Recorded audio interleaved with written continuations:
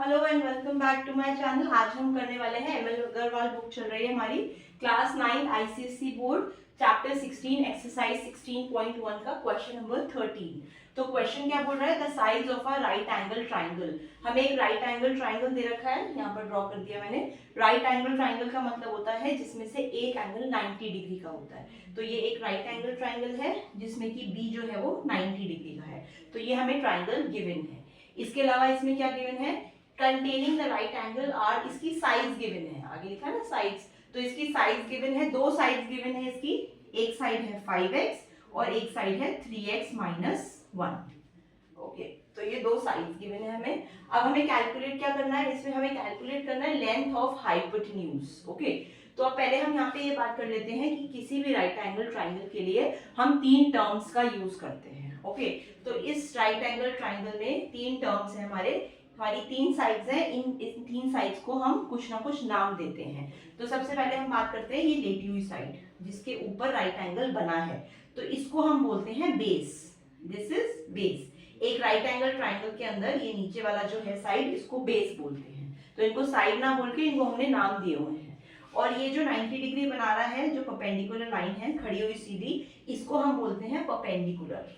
Okay, और बाकी की जो थर्ड लाइन बची जो थोड़ी सी टेढ़ी है, स्लांटिंग लाइन है, इसको हम बोलते हैं हाइपोटेन्यूज। हाइपोटेन्यूज जो होती है वो 90 डिग्री के सामने वाली साइड होती है हमेशा। ओके, तो ये तीन साइड्स हमें इस नाम से हम इनको बुलाते हैं, बेस, परपेंडिकुलर और हाइट। ओके, तो क्वेश्चन में हमें बोला हुआ है कि हाइपोटेन्यूज की हमें लेंथ निकालनी है। तो हाइपोटेन्यूज हमारा ये वाला हो गया, इसकी लेंथ निकालनी है हमें, मतलब AC की लेंथ निकालनी है हमें। इसीलिए मैंने 5x और 3x माइनस 1 को बेस और परपेंडिकुलर माना है, क्योंकि हाइपोटेन्यूज तो हमें निकालना ही है। तो 5x मैंने बेस ले लिया और 3x माइनस 1 मैंने परपेंडिकुलर ले लिया। आप उल्टा भी ले सकते थे, कोई प्रॉब्लम नहीं है, लेकिन हाइपोटेन्यूज नहीं ले सकते थे क्योंकि वो तो हमें कैलकुलेट ही करना है। तो अब हमें समझ में आ गया कि हमें कैलकुलेट क्या करना है, AC की वैल्यू निकालनी है जो कि हाइपोटेन्यूज है। ओके, तो नेक्स्ट हमें क्वेश्चन में दे क्या रखा है, हमें इस ट्राइंगल का एरिया दे रखा है विच इज 60 सेंटीमीटर स्क्वायर। हमें ट्राइंगल का एरिया दे रखा है। अब क्या करेंगे, इसमें हमें पता है जो राइट एंगल ट्राइंगल है उसका एरिया होता है is equal to half into base into height. ये एक राइट एंगल ट्राइंगल का एरिया होता है। तो मैं यहाँ पर इसकी सारी जो वैल्यूज हैं वो पुट कर लेती हूँ। पहले एरिया में 60 गिवन है तो मैंने एरिया की जगह 60 लिख दिया, इक्वल टू की जगह इक्वल टू, हाफ की जगह हाफ। यहाँ पर बेस क्या होगा इस ट्राइंगल का, बेस ये होगा नीचे वाला 5x, और इसकी जो हाइट है वो ये होगी, जो परपेंडिकुलर मान रहे हैं हम वो इसकी हाइट होगी जो लंबी खड़ी है। तो ये हमारी हाइट कितनी हो गई, 3x माइनस 1। तो ये हमारी हाइट हो गई। मैंने फॉर्मूले के अंदर एरिया रख लिया, बेस रख दिया और हाइट रख दी। ओके, अब हम इस इक्वेशन को सॉल्व कर लेते हैं, x की वैल्यू निकाल लेते हैं। ओके, तो ये हम देखिए कुछ नहीं है, इसके नीचे तो 1 है, 2 नीचे यहाँ डिवाइड में है, तो इसको पहले यहाँ पर मल्टीप्लाई में ले जाते हैं, उस साइड जाके इक्वल टू की उस साइड जाके 2 मल्टीप्लाई में हो जाएगा। तो ये हो जाएगा 60 मल्टीप्लाई बाय 2, 60 को हम ऊपर ले गए, इज इक्वल टू, अब यहाँ पे क्या क्या बचा हमारा, 5x multiply by 3x minus 1, ये बचा। ओके, तो 60 multiply by 2 is 120 is equal to, अब इसको मल्टीप्लाई करते हैं अगर हम, तो इसका मतलब है, ब्रैकेट का मतलब है 5x का 3x से भी मल्टीप्लाई होगा और 5x का 1 से भी मल्टीप्लाई होगा। तो 5x को मैं 3x से मल्टीप्लाई करती हूँ तो आ जाएगा 15x स्क्वायर, और 5x को 1 से मल्टीप्लाई करती हूँ, बीच में माइनस ही आएगा, 5x को 1 से मल्टीप्लाई करती हूँ, ये आएगा 5x। Okay fine. अब हम क्या करते हैं, इसको मैं लेफ्ट में ले लेती हूँ, इसको राइट में ले लेती हूँ, स्वैप कर रहे हैं हम, सिंपल कुछ नहीं कर रहे हैं। तो 15x square minus 5x is equal to 120। Okay, अब हम 120 को भी इक्वल टू के उधर ले जाते हैं, 120 के आगे कुछ नहीं है तो प्लस है, उधर जाके वो माइनस हो जाएगा। तो ये एक क्वाड्रेटिक इक्वेशन बना लेते हैं हम, 15x square minus 5x minus 120, और अब इक्वल टू के उधर कुछ नहीं बचा तो वो 0 हो जाएगा। Okay fine. अब हमें क्या करना है, अब ये पूरे में से देखिए कोई चीज कॉमन आ रही है, वो आ रही है 5, तो हम यहाँ से 5 अगर कॉमन ले लेते हैं तो अंदर हमारा क्या बचता है, इसमें से अगर मैंने 5 कॉमन ले लिया तो 15 को 5 से डिवाइड करेंगे, ये बच जाएगा 3x स्क्वायर माइनस, इसमें 5 तो कॉमन आ गया, अंदर क्या बचा x, माइनस 120 को 5 से डिवाइड करेंगे तो ये आएगा 24।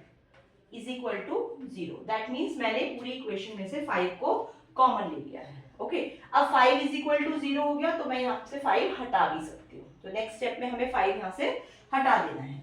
अब हमारा बचता है यहाँ पर 3x square minus x minus 24 is equal to 0। अब यहाँ पे हमें x की वैल्यू निकालनी है। कैसे निकालेंगे x की वैल्यू? इसमें हमें एक क्वाड्रेटिक इक्वेशन दे रखी है हमें, इसमें हम मिडिल टर्म स्प्लिट करके x की वैल्यू निकाल सकते हैं। उसके लिए हमें क्या करना होता है? सबसे पहले 24 को 3 से मल्टीप्लाई करते हैं। ओके, तो 24 को 3 से मल्टीप्लाई करेंगे, 3 4 जा 12, 3 2 जा 6, क्या आ गया? 72। ओके, तो 72 के उसके बाद हमें यहाँ पर फैक्टर्स निकालने होते हैं। मैं फैक्टर्स निकालती हूँ 72 के। क्या आ जाता है यहाँ पर? 2 से काटते हैं इसको सबसे पहले। 2 3 जा 6, 2 6 जा 12, 2 1 जा 2, 2 8 जा 16, 2 9 जा 18, 3 3 जा 9, 3 1 जा 3। ओके, तो अब हमारा यहाँ पे क्या बचता है? अब हमें क्या करना है? ये जो फैक्टर्स निकले हैं 2 2 जा 4, 4 2 जा 8, 8, हाँ देखिए, अब हमें इनको इस तरह से अरेंज करना है कि उनकी अरेंजमेंट से यहाँ पे कुछ नहीं है तो 1 है। ओके, उनकी अरेंजमेंट से -1 आए, तो this is how you do middle term split. अब हमें यहाँ पर देखिए 2 2 जा 4, 4 2 जा 8, ये 8 आ गया, और 3 3 जा 9। ओके, ऑल्सो अगर मैं 8 में से 9 माइनस करती हूँ तो वो -1 आएगा। इसका मतलब इसको कैलकुलेट करके हमारा ये आ गया।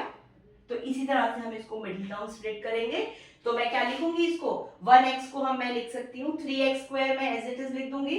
ओके, आप मिडिल टर्म इसी तरह से करते हैं। -24 भी मैं एज इट इज लिख दूंगी, और -1 की जगह हम यहाँ से जो हमने अरेंजमेंट बनाया है इसको लिखेंगे। तो -1x can be written as -9x plus 8x। आप करके देख लीजिए चाहे। -9 और -9x प्लस 8x हमारा -1x ही होता है। तो मैंने यहाँ पर एक मिडिल टर्म स्प्लिट कर दिया। ओके, तो मिडिल टर्म स्प्लिट करने के बाद हम क्या करेंगे? इसमें से कॉमन ले लेते हैं वैल्यूज। इन दोनों के पेयर बनते हैं और इन दोनों के पेयर बनते हैं, इक्वल टू 0 है यहाँ पर। अब यहाँ पे दोनों में क्या कॉमन आ रहा है बताइए? 3x कॉमन आ गया। अंदर क्या बचेगा? ये x माइनस 3। यहाँ पे क्या कॉमन आ गया? +8 कॉमन आ गया इन दोनों में, 8x और 24 में, तो यहाँ बच जाएगा x minus 3 is equal to 0। अब यहाँ पे क्या करते हैं? इन दोनों में, इसमें और इसमें x माइनस 3 कॉमन आ रहा है, तो x माइनस 3 अलग रख लेंगे, और इधर क्या बचा फर्स्ट में से? 3x, और इधर क्या बचा? +8 इज इक्वल टू 0। ओके, अब इन दोनों को इक्वेट कर लेते हैं 0 से। x माइनस 3 भी 0 है, और 3x प्लस 8 भी 0 है। इस वाली इक्वेशन से x इज इक्वल टू हमारा -3 है, उधर जाके +3 हो जाएगा, तो x की वैल्यू आ गई हमारी 3। इस वाली इक्वेशन से x इज इक्वल टू, ये प्लस में है 8, उधर जाके -8 हो जाएगा, और इधर मल्टीप्लाई में था 3 और यहाँ जाके डिवाइड में हो जाएगा। तो हमारी यहाँ से क्वाड्रेटिक इक्वेशन सॉल्व करके x की दो वैल्यूज आ गई, एक तो 3 और दूसरी -8/3। तो ऑब्वियसली बात है, कोई लाइन सेगमेंट हमने ये निकाली है ना, हाइपोटेन्यूज सॉरी को x जो भी लाइन सेगमेंट अगर हम निकालने हैं तो हमें x की वैल्यू माइनस में तो हो नहीं सकती है, क्योंकि किसी भी लाइन सेगमेंट की जो मेजरमेंट है वो माइनस में नहीं हो सकती है। तो हम इस वाले सॉल्यूशन को कंसीडर नहीं करेंगे, हम लेके चलेंगे कि x की वैल्यू 3 है। ऑलराइट, तो x की वैल्यू 3 आ गई हमारी।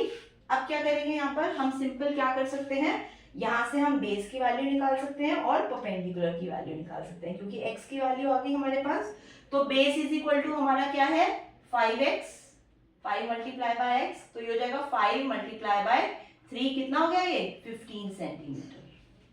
परपेंडिकुलर की भी निकाल सकते हैं। परपेंडिकुलर क्या है? 3x माइनस 1, तो ये कितना हो जाएगा? 3 मल्टीप्लाई बाय 3 माइनस 1, तो 3 3 9, 9 माइनस 1 8 सेंटीमीटर। ओके, तो ये आ गया हमारा 8 सेंटीमीटर। बेस आ गया हमारा कितना? 15 सेंटीमीटर। परपेंडिकुलर आ गया हमारा 8 सेंटीमीटर। अब हमें हाइपोटेन्यूज की वैल्यू निकालनी है। अब हम क्या करेंगे? सिंपल, अब हमें कुछ नहीं करना है। हाइपोटेन्यूज निकालने के लिए हम पाइथागोरस थ्योरम लगाएंगे। पाइथागोरस थ्योरम क्या कहती है? बेस का स्क्वायर प्लस परपेंडिकुलर का square is equal to hypotenuse का स्क्वायर। यही होता है आपका पाइथागोरस थ्योरम। तो मैं यहाँ पर पाइथागोरस थ्योरम अप्लाई कर देती हूँ। यूजिंग पाइथागोरस हम यहाँ हाइपोटेन्यूज निकालने के लिए पाइथागोरस की थ्योरम लगा रहे हैं। क्या होता है, बेस का स्क्वायर प्लस परपेंडिकुलर का square is equal to hypotenuse का स्क्वायर। ओके, या इसको हम हाइपोटेन्यूज का square is equal to perpendicular square plus base square भी लिख सकते हैं। तो एक्स स्क्वायर हमें नहीं पता है, निकालना है। बेस कितना हो गया हमारा 15, तो ये 15 का स्क्वायर प्लस परपेंडिकुलर हमने निकाल लिया 8 का square. X square is equal to हो जाएगा हमारा 15 मल्टीप्लाई बाय 15 करते हैं, कितना आएगा ये, जस्ट अ मिनट। तो हम यहाँ पर मैं कर रही हूँ 15 मल्टीप्लाई बाय 15। 15 का स्क्वायर आ गया हमारा 225 प्लस 8 का स्क्वायर हो गया 64। अब इसको 225 प्लस 64 करते हैं हम, तो ये आ जाएगा x square is equal to 289। Okay, अब h निकालना है हमें, एक्स स्क्वायर तो निकालना नहीं है, तो स्क्वायर की वैल्यू उधर ले जाएंगे जब वो अंडर रूट बन जाती है इक्वल टू के इधर, तो h इज इक्वल टू हो गया अंडर रूट 289। तो h इज इक्वल टू हो गया 289 को हम लिख सकते हैं 17 मल्टीप्लाई बाय 17 भी लिख सकते हैं। तो अंडर रूट से जब बाहर आता है तो दो पेयर एक नंबर बाहर लेकर आता है, इसका मतलब दो 17 एक 17 बाहर लेकर आएगा। दैट मीन्स हमारा आंसर क्या आ गया, h is equal to 17 centimetre. 17 into 17 बाहर आ गया, तो एक 17 बाहर आ गया। हाइपोटेन्यूज की हमारी वैल्यू आ गई 17 centimetre, which is your answer. Alright, so I hope this answer is clear. We are going to cover the whole ML Agarwal book. Thank you so much for watching. Please subscribe to my channel.